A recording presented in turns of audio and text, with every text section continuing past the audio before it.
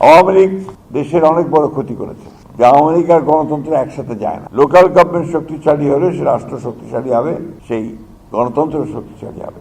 আপনারা হচ্ছেন বাংলাদেশের যে রাষ্ট্র, সেই রাষ্ট্রের একেবারে মূল ভিত্তির জায়গায় প্রতিনিধি।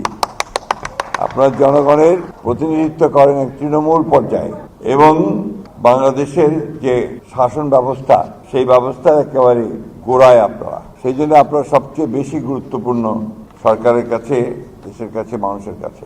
একটা দেশ তখনই শক্তিশালী হয় যখন তার স্থানীয় সরকারটা শক্তিশালী হয়।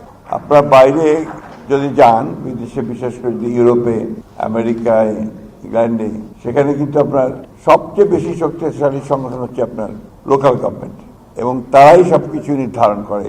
ব্যবস্থাটা এরকম যে স্থানীয় বিচার ব্যবস্থা, স্বাস্থ্য ব্যবস্থা, স্থানীয় পুলিশ, সবকিছু নিয়ন্ত্রণ করে কিন্তু স্থানীয় সরকার। দুর্ভাগ্যজনকভাবে আমাদের দেশে সেই ব্যবস্থাটি সেইভাবে গড়ে ওঠে, সেটা গড়ে ওঠে সেইভাবে, এবং সেভাবেই আপনার সাধারণ জনগণ তাদের কাজগুলো খুব কাছে থেকে পায়, এবং সিদ্ধান্তটা তারা নিজেরাই নিজেরটা নেয়।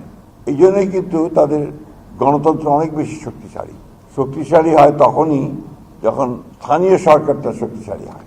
আমরা বাংলাদেশে 1971 সালের স্বাধীনতা যুদ্ধের পরে আমরা আশা করেছিলাম যে স্থানীয় সরকারটা আমাদের শক্তিশালী হবে, কিন্তু দুর্ভাগ্যজনকভাবে আমরা সেটাকে খুব শক্তিশালী আমাদের ব্যবস্থার মধ্যে দিয়ে শক্তিশালী প্রতিষ্ঠানে পরিণত করতে পারিনি।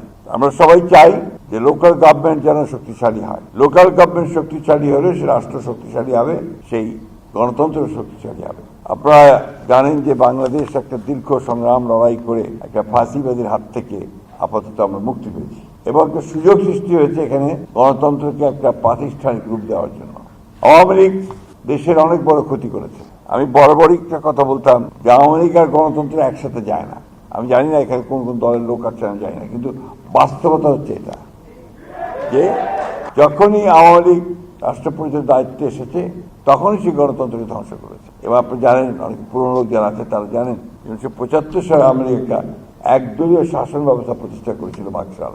পরবর্তীকালে আবার এইবার যখন আওয়ামী লীগ 2009 সালে ক্ষমতায় আসার পরে থেকে এক এক করে গণতন্ত্রের প্রতিষ্ঠানগুলোকে ধ্বংস করে দিয়ে আওয়ামী লীগ একটা একদলীয় শাসন ব্যবস্থার মতোই একটা ফ্যাসিবাদী শাসন ব্যবস্থা তৈরি করলো, তাই না? আপনারা কেউ কোনো কথা বলতে পারতেন? ইলেকশনের পরতে একটাও ঠিক হয় নাই, সব নিয়ে চলে গেছে জোর করে, লুট করে, তাই না?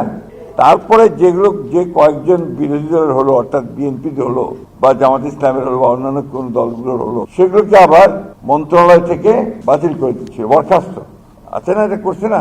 আমার কাছে এখনো ফাইল আছে আপনার চেয়ারম্যানদেরকে বাতিল করার জন্য, বরখাস্ত করার জন্য। আমরা একটা জনপ্রতিনিধি যে নির্বাচিত হয়ে আসে জনগণের ভোটের মধ্যে দিয়ে, তাকে সহজেই ইচ্ছা করলেই কিন্তু বরখাস্ত করা উচিত না, কারণ তিনি জনগণের প্রতিনিধি। আগে প্রমাণিত হতে হবে যে তিনি কোনো অন্যায় করেছেন, অপরাধ করেছেন, ক্রাইম করেছেন বা আইন ভঙ্গ করেছেন, শুধুমাত্র তাহলেই সেটা করা যেতে পারে, তাছাড়া করা উচিত হবে না। আমরা চেষ্টা করছি যাতে করে সেই আইনটাকে আমরা ঠিক মতো আনতে পারি, যাতে করে সহজেই আপনাদের জনপ্রতিনিধিদেরকে বরখাস্ত করা না যায়। দেশ জুড়ে যে কোনো কেনাকাটায় 10,000 টাকার বেশি অফার, তাই পেমেন্ট মানেই বিকাশ।